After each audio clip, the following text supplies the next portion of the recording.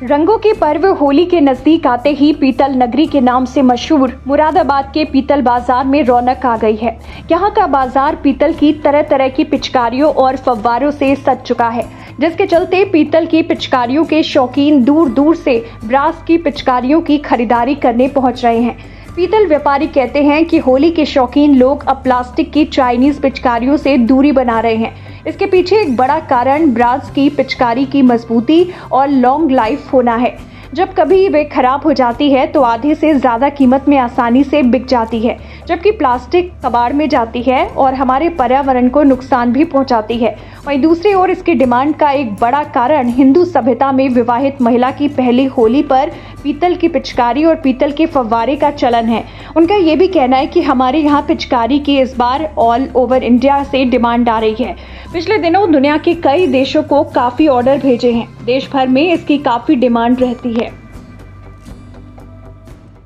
देखिए, होली पे हमारे यहाँ काफ़ी चीज़ें विशेष पिचकारी पीतल की बहुत ज़्यादा चलती है और एक पीतल का फुब्बारा आता है, वो एक ट्रेडिशनल आइटम है जो हमारे यहाँ हमारे एक हिंदू सभ्यता में क्या है कि अगर एक फगवा त्यौहार भेजा जाता है, लड़की की पहली जो त्यौहार भेजा जाता है उस पर पीतल की पिचकारी और पीतल का फुव्वारे का चलन है और वो बहुत सालों से परंपरा चलती आ रही है और आज भी वो परंपरा चल रही है, काफ़ी बिक रहा है वो।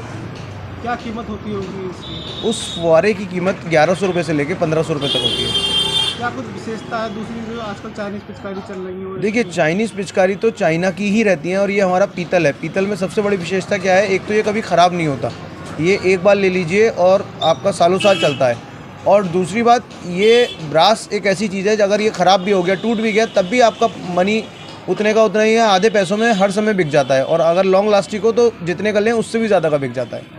क्या इस बार स्टील की पिचकारियाँ नहीं सर, हमारे पास तो पीतल की ही रहती हैं। स्टील का तो वो स्टील नहीं होता, वो आयरन का होता है, लोहे का होता है और उस पर स्टील पॉलिश होती है, वो हम नहीं रखते।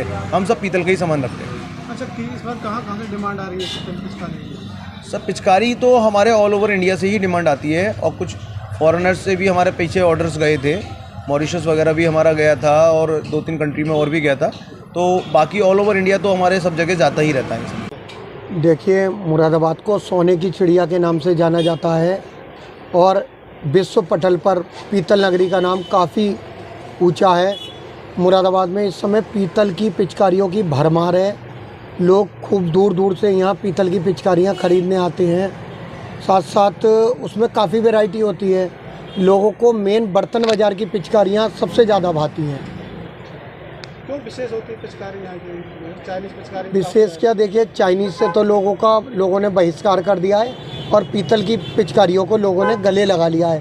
पीतल के साथ साथ स्टील की पिचकारियाँ खूब इस समय चल रही हैं। बाहर भी जाती हैं यहाँ से मुरादाबाद बहुत एक्सपोर्ट होता है माल पीतल की पिचकारियाँ। लगभग पीतल की पिचकारियाँ तो चली गई होंगी, जा चुकी हैं सब।